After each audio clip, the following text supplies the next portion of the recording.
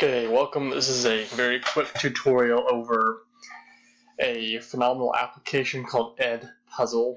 It is a program that lets you take a YouTube video or a Vimeo video or a Khan Academy video, and what's great is it lets you actually import questions into the video. So the video will stop, it'll ask a question, and when you assign this to students, hey, it makes a really easy daily grade for you to use. There's no grading on your part, and it does a phenomenal job of checking for understanding for those students. It does not also let them skip ahead, which is great because we know that if you were to give a video normally, they may just skip ahead, kind of skim it. This does not allow that. So it's really a resource that I would certainly use a lot if I was still in the classroom. So what you'll do is you'll log in, assuming that you have a Google account.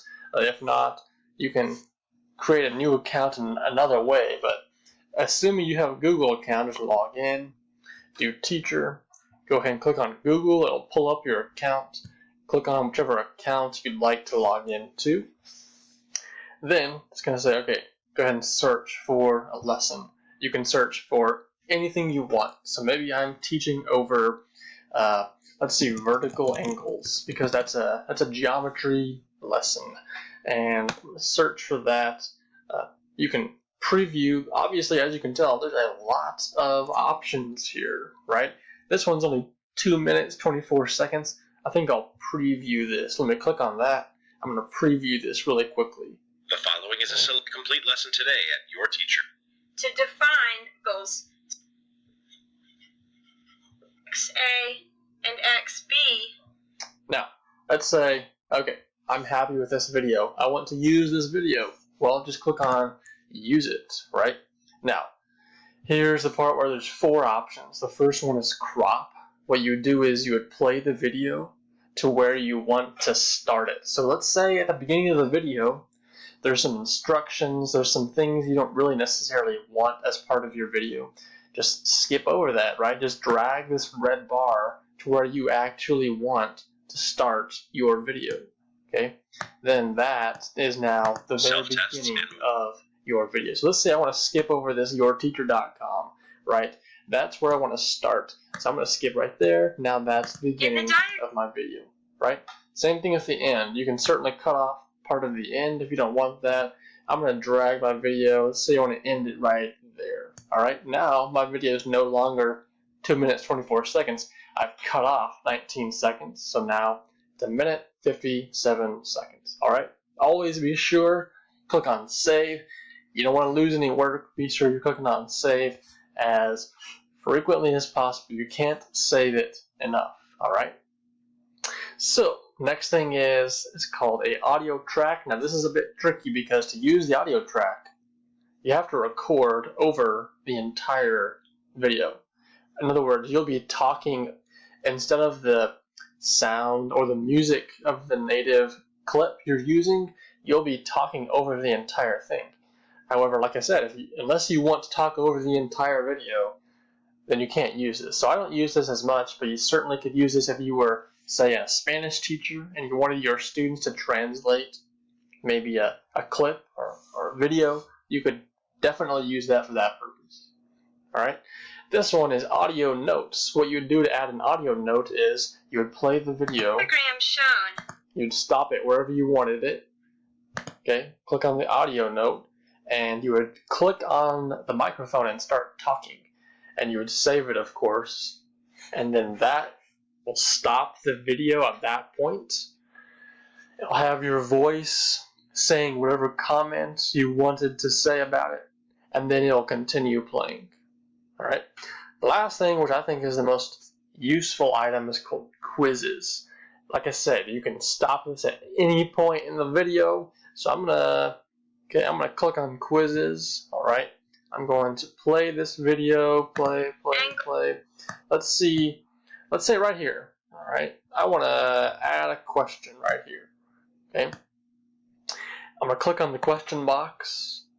I would always do this second option here because if you do free response, they can answer that, and it will tell you what they answer, but it won't grade it for you. This multiple choice part will grade it. So my question is going to be, what angles are congruent in the picture? All right. So my first choice is going to be angle C and angle D. That's going to be incorrect, so mark it as incorrect. This is going to be angle 1 and angle 2. That is correct. Mark that as correct. I'll add a third choice just for the make it a little more than just 50-50 odds. This is going to say angle C and angle A. That is also incorrect. Here's my correct answer. If you want to do feedback, say incorrect, or if you want to say feedback for this one, say maybe try again, something like that.